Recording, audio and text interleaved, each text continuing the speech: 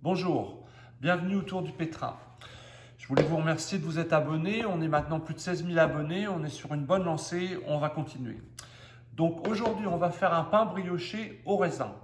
Pour cela, on va avoir besoin de 60 g d'eau, 12 g de levure instantanée, 200 g de lait, 2 œufs, 50 g de sucre, 10 g de sel, 500 g de farine, 100 g de beurre fondu froid, 200 g de raisin sec, un œuf pour la dorure et un petit peu de sucre grain si vous en avez pour décorer après. Ensuite, au niveau du matériel, on aura besoin bien sûr d'une balance, un bol et une spatule en bois, une corne, un fouet, une paire de ciseaux, 2 assiettes d'environ 20 cm en aluminium, de la farine pour fariner notre table, 2 bonnets de bain en plastique et un pinceau. Donc voilà, nous allons commencer maintenant à pétrir. Bon, alors, dans un premier temps, nous allons mettre notre eau. Alors l'eau, elle est tempérée. Je dirais qu'on est en hiver en ce moment. Ma maison est environ à 20 degrés. Vous essayez de prendre une eau qui soit, je dirais, à la température de votre corps à peu près. Donc 36, 38 degrés. Donc je mets mon eau premièrement dans le bol. En deuxième, je mets ma levure instantanée. Une fois que la levure instantanée est mise, je vais donner un petit coup de fouet pour qu'elle commence à s'hydrater. Ensuite, on va mettre notre lait qui est aussi tempéré, environ aussi 35 degrés. On va mélanger. Nos 2 œufs qui sont cassés depuis à peu près, je dirais, 1 heure pour qu'ils ne soient pas trop froids non plus.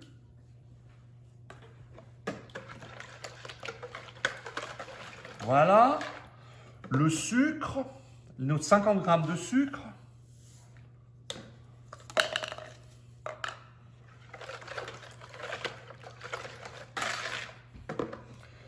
les 10 g de sel,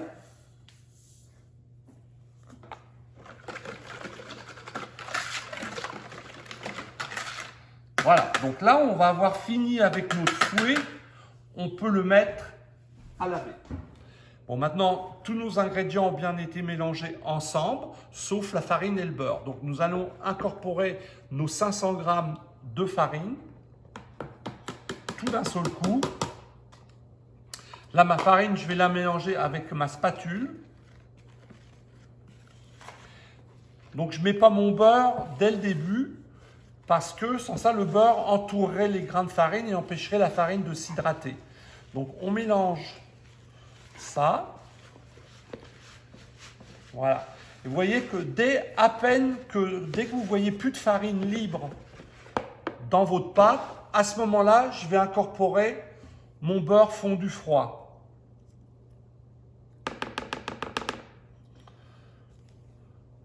Voilà, le beurre fondu froid est incorporé.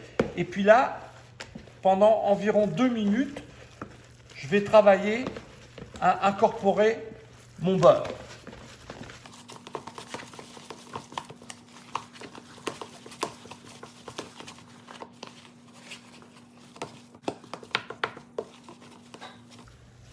Ce que l'on va faire maintenant, on va gratter notre spatule en bois. On va passer un coup autour de notre bol pour enlever les morceaux de pâte et puis de beurre qui aura pu se coller sur le bol. Voilà, donc là, vous voyez, on a une pâte qui est pas très pétrie. Je dirais qui est pas trop molle non plus. Donc là, on va la laisser pendant 10 minutes. Donc on va la recouvrir pendant 10 minutes et on la laisse pendant 10 minutes. Bien voilà, ça fait 10 minutes que notre pâte repose. Donc on va en retirer le bonnet de bain. Donc vous voyez, la pâte a commencé à pousser un petit peu. On va la mettre sur la table. Donc la table est bien propre. Il n'y a rien du tout sur la table. Donc vous voyez, ça s'enlève assez facilement. On en profite pour bien gratter notre bol. Le bol est bien propre. On laisse notre corne à côté, puis là, on va utiliser nos deux mains. Alors, regardez, ce que je fais, c'est que j'allonge comme ça, en poussant avec mes doigts. Et puis, la trace de mes doigts, une fois que c'est allongé, je replie, je change de sens, je replie, je change de sens. On va faire ça une bonne douzaine de fois. Vous allez voir, plus vous allez le faire, plus votre pâte va commencer à avoir de l'élasticité et elle va devenir de plus en plus lisse. Vous voyez? Elle est de plus en plus homogène. À chaque fois, on la change de sens pour ne pas l'allonger deux fois dans le même sens. Voilà. Si ça colle sur votre table, vous servez de votre corne et vous ramenez la pâte en dessous comme ça. Il ne faut pas avoir peur là de y aller. C'est le moment où on peut y aller. La pâte n'est pas fragile à ce niveau-là. Voilà.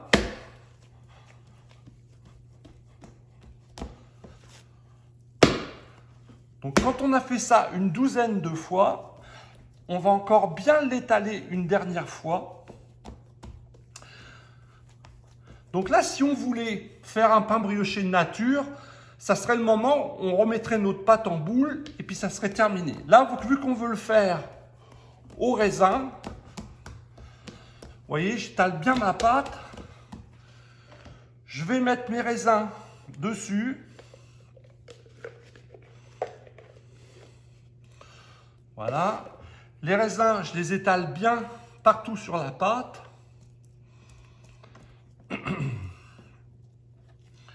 Puis là, je vais rouler. Alors, ça va me permettre dans un premier temps que mes raisins soient mélangés dans la pâte. S'il y a quelques petits raisins qui vont à côté, on les remet. Vous voyez, je l'ai roulé et je la remets dans l'autre sens. Et dans l'autre sens, je vais recommencer à l'étaler une fois. Ça va permettre que, vous allez voir que ça va permettre de bien mélanger nos raisins d'une manière homogène dans la pâte. Voilà, et puis là, je la roule une autre fois. Vous voyez, mes raisins, il y en a, c'est normal. Voilà. Et là, juste comme ça. Alors, vous voyez, là, je n'ai pas utilisé de farine du tout. Puis regardez, ma pâte est bien belle et douce. J'ai pas de farine sur ma table. Ma table est restée propre. À la rigueur, si vous en avez besoin, mettez un tout petit peu de farine juste pour sécher votre pâte comme ça. On prend la pâte, on la remet dans notre récipient plastique. On y remet notre bonnet de douche. Et là, on la laisse encore pendant 30 minutes.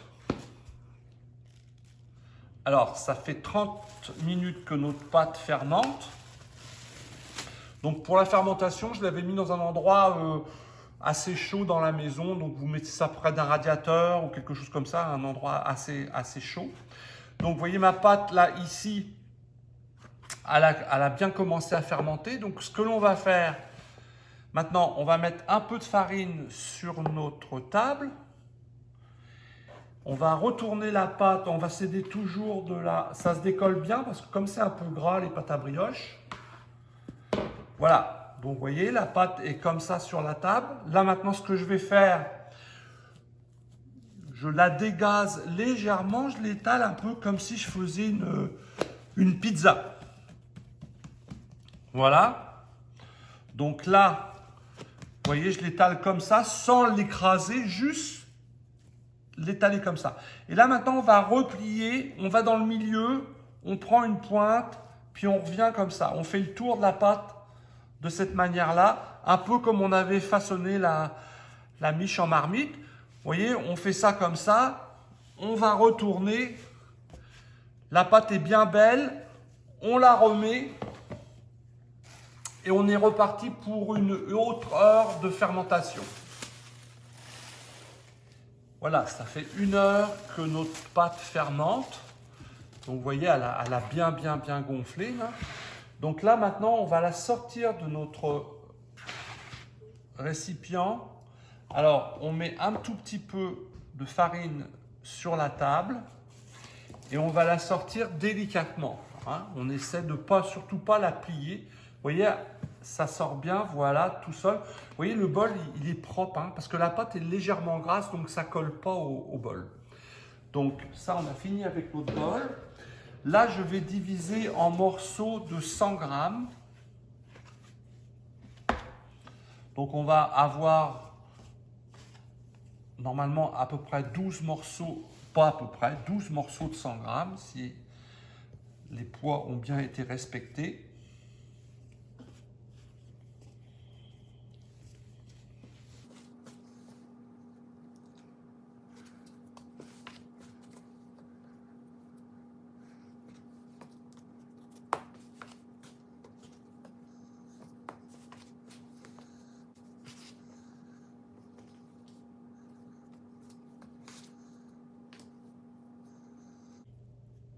Bon, il y a un petit peu plus de pâte, vous voyez, j'ai ça en plus, je le sépare en deux, je le mets sur deux boules différentes.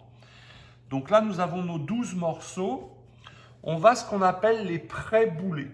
Alors, pour bouler, vous voyez, je les ai posés sur une table qui était légèrement farinée. Donc, il y a un côté qui ne colle pas et ce côté-là qui est un peu plus collant. On va travailler sur un endroit de la table où on enlève la farine. Donc, on prend le morceau de pâte, on le retourne. Le côté non collant se trouve à l'extérieur. On plie légèrement et on va légèrement bouler. Pas trop serré cette fois-ci. Vous voyez, comme ça. Alors, vous voyez mon mouvement de la main. Ma paume, ici, et mes doigts touchent la table. La pâte est comme emprisonnée dans ma main. Vous voyez, je tourne légèrement comme ça. Il faut que vous sentiez bien la pression que vous exercez et ne pas aller trop loin. Si vous allez trop loin, vous allez déchirer la pâte et ça va coller. Vous voyez que là, comme ça,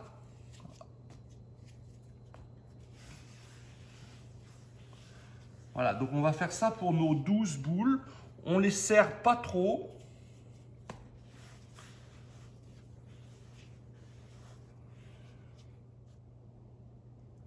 Voilà, vous voyez, toujours ce côté non collant.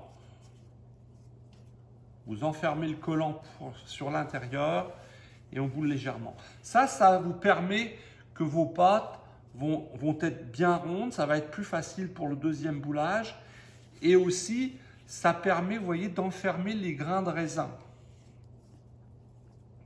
Pour éviter d'avoir des raisins qui se trouvent directement à la surface de la pâte. Parce que les raisins qui se trouvent directement à la surface, sans ça, brûleront au four.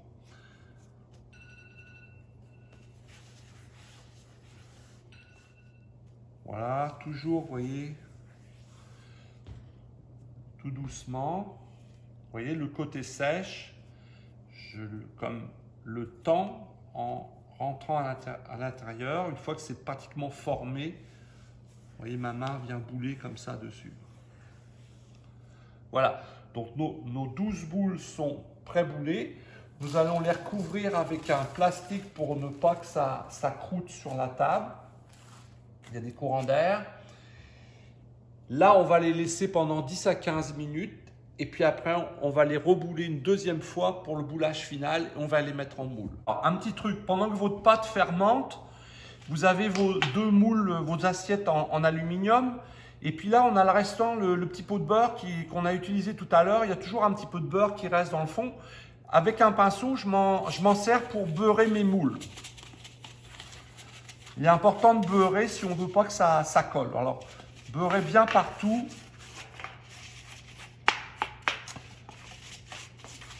Voilà, ça permet d'utiliser le beurre qui reste. C'est parfait. Voilà. Là, cela fait 15 minutes que notre boule repose sur la table.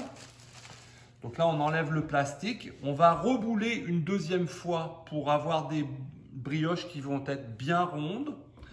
Donc, je reprends. Alors, ce que vous pouvez faire, si vous avez peur que ça vous colle aux mains, c'est juste prenez un peu de farine comme ça et puis séchez-vous les mains comme ça avec un petit peu de farine. Moi, je travaille toujours avec le moins de farine possible. Ok? Donc là, on recommence le même chose que tout à l'heure. Là, vous allez sentir sous votre main, au départ, il y a un peu de gaz dans la boule, il faut le chasser. Et puis voilà. Alors donc, on va en poser une au milieu. On refait ça à chaque fois. Et on va en mettre 5 autour.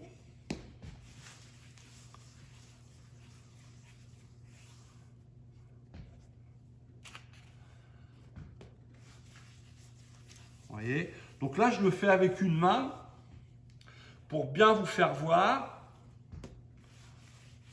Voilà.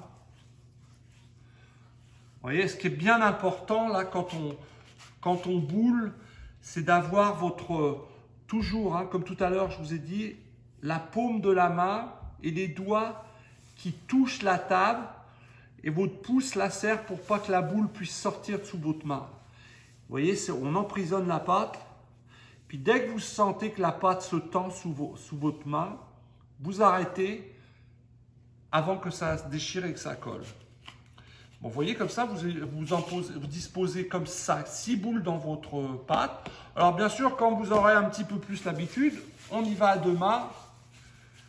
Donc on va 2 fois plus vite. Voilà.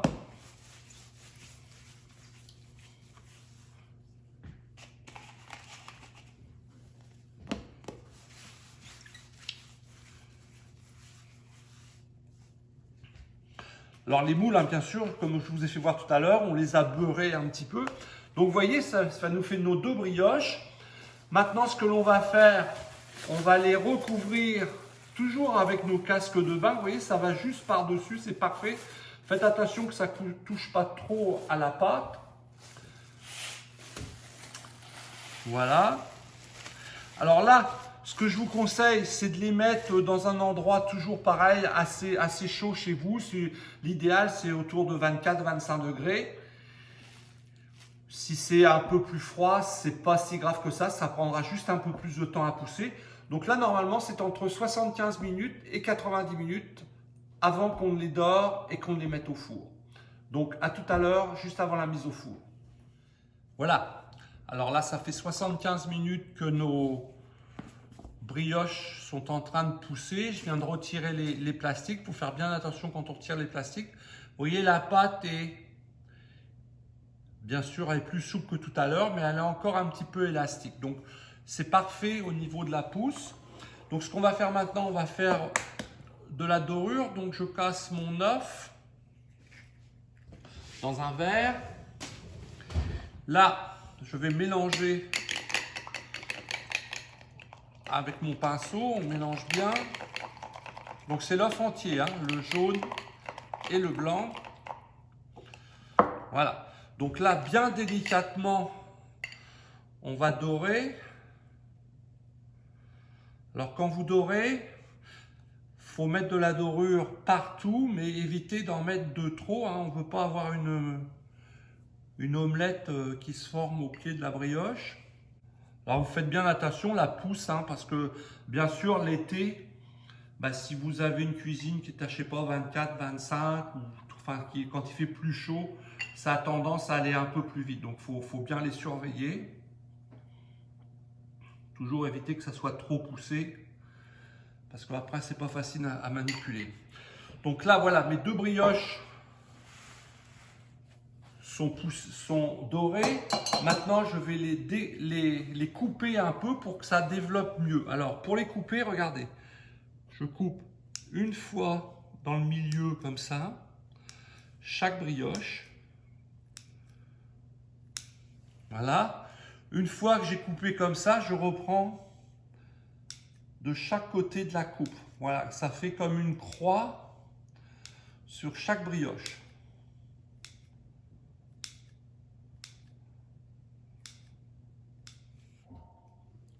Voilà, donc la deuxième brioche, on coupe.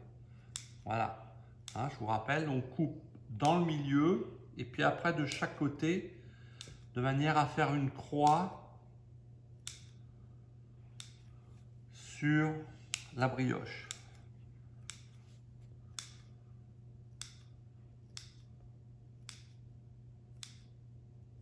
Voilà. Bon, alors maintenant, si vous avez du sucre en grains, vous pouvez en mettre un petit peu sur chaque brioche. Si vous n'en avez pas, c'est seulement une question de décoration. Donc, vous voyez, moi j'en ai un peu là. Donc, je me mets un peu de sucre en grains dans le creux de la main. Et dans le milieu de chaque coupe que j'ai fait, je mets un peu de sucre. Voilà.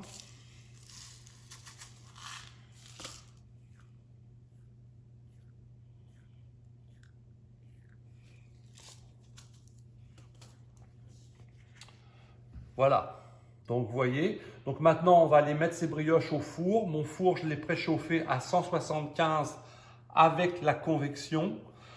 Donc je vais les mettre dedans. Si vous n'avez pas de convection, préchauffez votre four à 190. Ça va cuire environ 15 minutes dans le four. Voilà, ça fait 15 minutes, tout juste, parfait. Voilà, nos belles brioches.